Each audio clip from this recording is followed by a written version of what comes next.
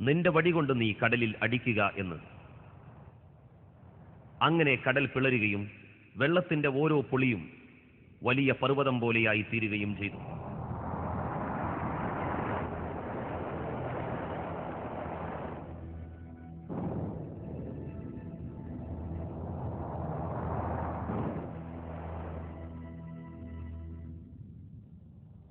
അപ്പോൾ പിളർന്ന സൂയസ് ഉൾക്കടലിന്റെ ഭാഗമാണിത്.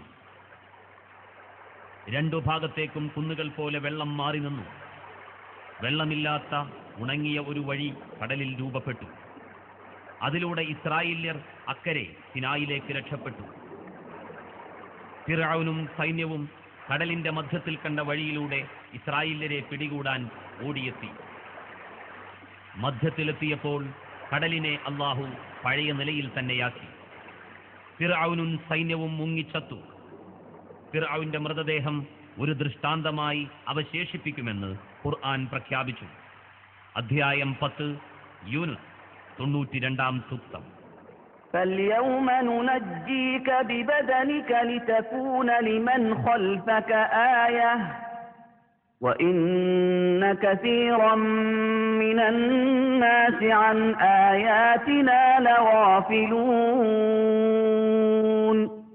എന്നാൽ നിന്റെ പുറകെ വരുന്നവർക്ക് നീ ഒരു ദൃഷ്ടാന്തമായിരിക്കുന്നതിന് വേണ്ടി ഇന്ന് നിന്റെ ശരീരത്തെ നാം രക്ഷപ്പെടുത്തിയെടുക്കും.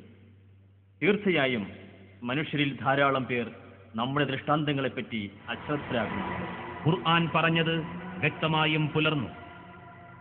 1881 ചെങ്കടലിൽ നിന്ന് കിട്ടിയ ഫിർഔന്റെ ഈ മൃതദേഹം ഈജിപ്ഷ്യൻ മ്യൂസിയത്തിന്റെ റോയൽ മമ്മി ഹാളിൽ ഒരു ഗ്ലാസ് പെട്ടിയിൽ സൂക്ഷിച്ചിരിക്കുന്നു.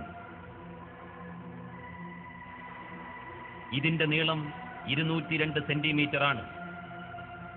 BC 1235 മുങ്ങിച്ചത്ത ഫിർഔന്റെ ജഡം 3116 വർഷങ്ങൾ കടലിൽ കിടന്നിട്ടും മത്സ്യം തിന്ന് നശിപ്പിക്കുകയോ ചീഞ്ഞു പോവുകയോ ചെയ്യാതെ നിലനിന്നുവെന്നത് ഖുർആൻ ഒരു ദൈവീക ഗ്രന്ഥമാണെന്നതിന് വ്യക്തമായ തെളിവാണ്.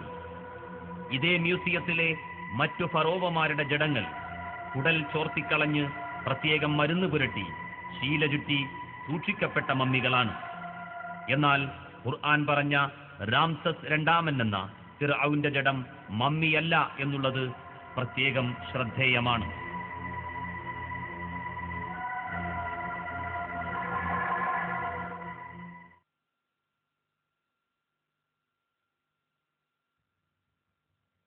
ഇസ്രായേല്യർ ഉയൂന് മൂസയിൽ. ഫിർഔന്റെ പിടിയിൽ നിന്ന് രക്ഷപ്പെട്ട ഇസ്രായേല്യർ മൂസാ നബിയുടെയും ഹാറൂൻ നബിയുടെയും കീഴിൽ സീനായിൽ താമസിച്ച ഉയൂന് മൂസ എന്ന സ്ഥലമാണിത്. മൂസയുടെ ഉറവുകൾ എന്നാണ് ഈ പദത്തിന്റെ അർത്ഥം. ഇസ്രായേല്യർ 12 ഗോത്രങ്ങളായിരുന്നു. ഓരോ ഗോത്രത്തിനും കലഹിക്കാതെ വെള്ളം ശേഖരിക്കാൻ വെവ്വേറെ വെള്ള സ്ഥലങ്ങളുണ്ടായിരുന്നു. അതിലൊന്നാണ് ഈ കിണർ.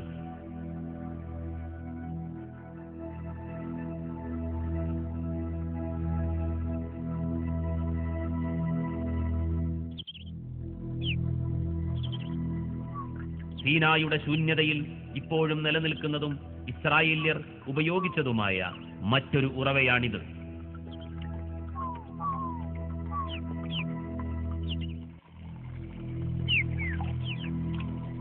വെള്ളം തിരിച്ചുവിടാൻ നടത്തിയ വിഫലമായ ശ്രമത്തിൽ ഉപേക്ഷിക്കപ്പെട്ട ഒരു ഇരുമ്പുകുഴലിന്റെ അവശിഷ്ടമാണ് ഉറവസ്ഥാനത്ത് കാണപ്പെടുന്നത്.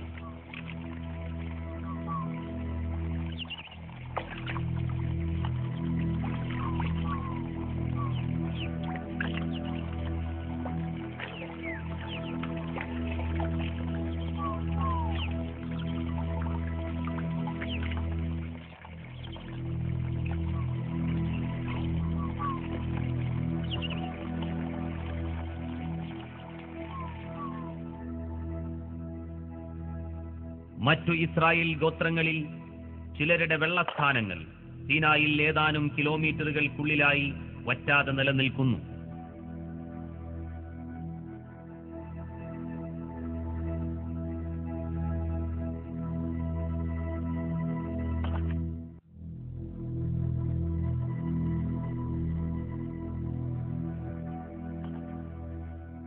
വറ്റിപ്പോയ ഒരു വെള്ളസ്ഥാനമാണിത്.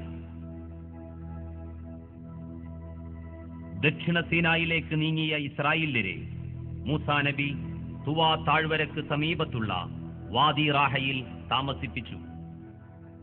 മൂസാ നബി രണ്ടാം പ്രാവശ്യമാണ് തുവാ താഴ്വരയിലേക്ക് വരുന്നത്.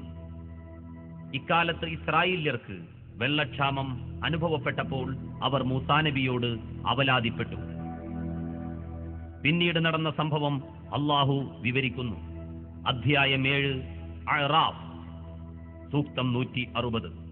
وقطعناهم 12 أسباطا أمما وأوحينا അവരെ നാം 12 ഗോത്രങ്ങളായി അഥവാ സമൂഹങ്ങളായി പിരിച്ചു. മൂസായോട് അദ്ദേഹത്തിന്റെ ജനത കുടിനീർ ആവശ്യപ്പെട്ട സമയത്ത് നിന്റെ വടികൊണ്ട് ആ പാറക്കല്ലിൽ അടിക്കൂ എന്ന് അദ്ദേഹത്തിന് നാം ബോധനം നൽകി. അപ്പോൾ അതിൽ നിന്ന് 12 ഉറവുകൾ പൊട്ടിയൊഴുകി. അതിനെക്കുറിച്ചാണ് സൂയസ് കനാൽ യൂണിവേഴ്സിറ്റി റിസർച്ച് സെന്ററിലെ ഉദ്യോഗസ്ഥൻ സംസാരിക്കുന്നത്.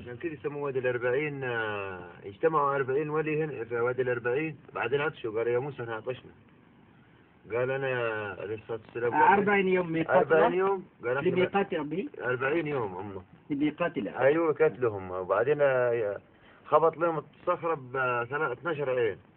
طلعوا 12 عين قالوا انا عايزين نشرب يا موسى. خبط 12 عين وبعدين شربوا من വാദി അർബഈൻ എന്ന പേരിൽ അറിയപ്പെടുന്ന ഈ താഴ്വരയിൽ മൂസാ നബി അടിച്ചത് ഈ കല്ലിന്മേലാണ്. ഉറവുകൾ ഒലിച്ചതിന്റെ അടയാളം ഇപ്പോഴും നിലനിൽക്കുന്നു. പിന്നീട് വറ്റിപ്പോയി. ഇത് തുവാ താഴ്വരയുടെ ഏകദേശം 3 കിലോമീറ്റർ അടുത്താണ്.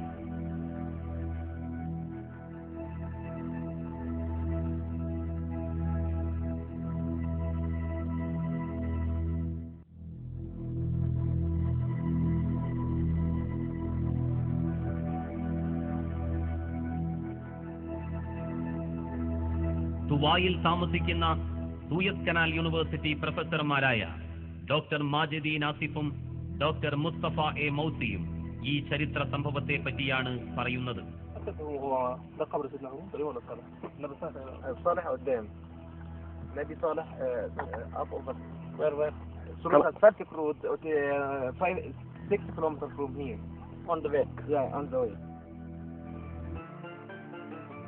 സീനാക്ക് സമീപം ഇസ്രായേല്യരെ താമസിപ്പിച്ച് 7359 അടി ഉയരമുള്ള ഈ സീനാ പർവ്വതത്തിന്റെ മുകളിൽ 40 ദിവസം ഭജനമിരിക്കുവാൻ അല്ലാഹു മൂസായോട് കൽപ്പിച്ചു.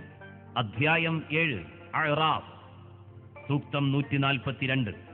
وواعدنا موسى 30 ليلة وأتممناها ب10 فتم ميقات ربه 40 ليلة.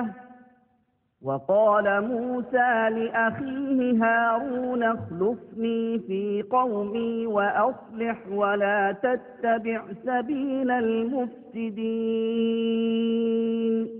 മൂസാക്ക് നാം 30 രാത്രി നിശ്ചയിച്ചു കൊടുക്കുകയും 10 കൂടി ചേർത്ത് അത് പൂർത്തിയാക്കുകയും ചെയ്തു. അങ്ങനെ അദ്ദേഹത്തിന്റെ രക്ഷിതാവ് നിശ്ചയിച്ച 40 രാത്രിയുടെ സമയപരിധി പൂർത്തിയാക്കി.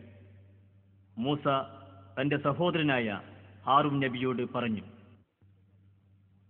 എന്റെ ജനതയുടെ കാര്യത്തിൽ നീ എന്റെ പ്രാതിനിധ്യം വഹിക്കുകയും നല്ലത് പ്രവർത്തിക്കുകയും കുഴപ്പക്കാരുടെ മാർഗം പിന്തുടരാതിരിക്കുകയും ചെയ്യുക. ഹോറേബ് എന്ന് ബൈബിളിൽ പറയുന്ന ഈ പർവ്വതമുകളിൽ മൂസാ നബി വചനമിരിക്കുമ്പോഴാണ് അള്ളാഹുവിനെ കാണണമെന്ന് അദ്ദേഹം ആവശ്യപ്പെട്ടത്. അപ്പോൾ അള്ളാഹു പറഞ്ഞു. അധ്യായം 7 അഅ്റാഫ്, സൂക്തം 143. നീ എന്നെ കാണുകയില്ല, എങ്കിലും അടുത്തൊരു മലയിലേക്ക് നോക്കൂ. ആ പർവ്വതത്തിലേക്ക് അള്ളാഹു പ്രത്യക്ഷപ്പെട്ടപ്പോഴേക്കും അത് പൊടിഞ്ഞു തകർന്നു. മൂസാ നബി ബോധം കെട്ട് വീണു. പിന്നീട് ബോധം തെളിഞ്ഞു. അള്ളാഹുവിന്റെ സാന്നിധ്യം താങ്ങാനാവാതെ തകർന്ന പർവ്വതം സീനാ പർവ്വതത്തിന് സമീപം ഈ താഴ്വരയിൽ എവിടെയോ ആയിരുന്നു. ഇസ്രായേല്യർ ഉൾപ്പെടുന്ന അന്നത്തെ ജനങ്ങളെ നിർമാർഗത്തിലേക്ക് നയിക്കാൻ ദൈവം തൗറാത്ത് ആകാശലോകത്തിൽ നിന്ന് മൂസാ നബിക്ക് ഇറക്കിക്കൊടുത്തത് സീനാ മലയിൽ വെച്ചാണ്.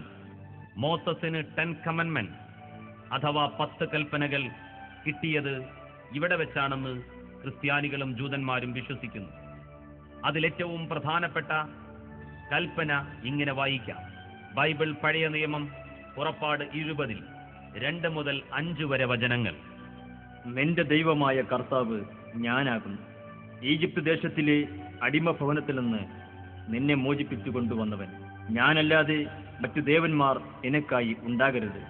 മുകളിൽ സ്വർഗത്തിലുള്ളതോ താഴെ ഭൂമിയിലുള്ളതോ ഭൂമിക്കടിയിൽ വെള്ളത്തിലുള്ളതോ ആയ യാതൊന്നിന്റെയും ബിംബം ഉണ്ടാക്കരുത്.